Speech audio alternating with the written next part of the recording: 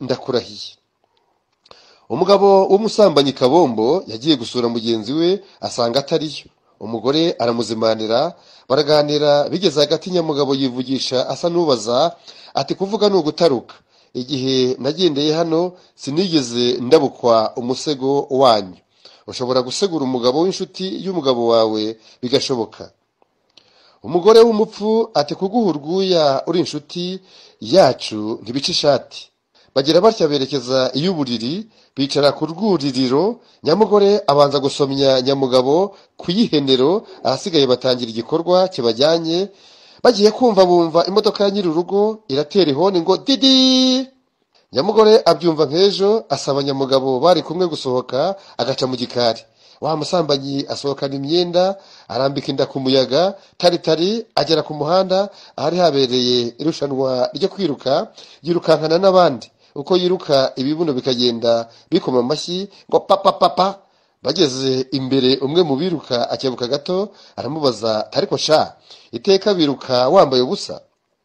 Amusubiza atajijwa ati kweri bituma ntokerwa, nkumva nisanzuye ku buryo bwose, kandi ubusanzwe imyenda irambangamira, gutsinda amarushanwa bikangora mwana.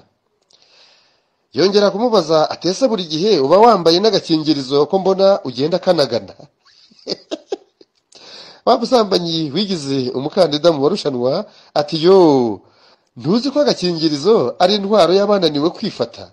Abari mu irushanwa biruka baseka cyane bagira bati abasambanyi baragwira, kwiruka amabuno ahana yambu. Ngo kugira gute? Kwiruka amabuno ahana yambu. Ahari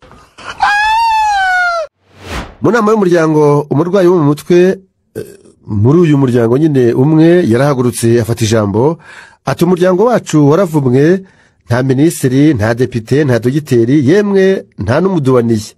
Ahubwo iyo ntashyiramo akabaraga nta n'umusazi tuba dufite muri uyu muryango.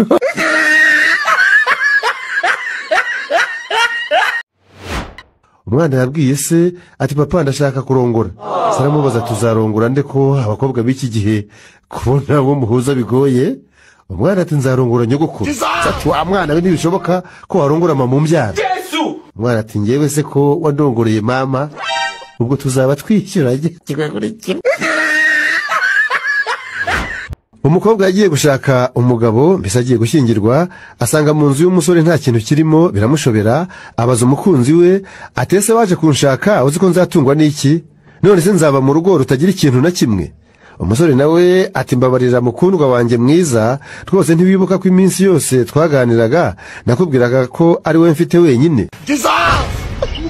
Ati nta wundi ni wowe wenyine, nta n'ikindi narenzaho kuri wowe.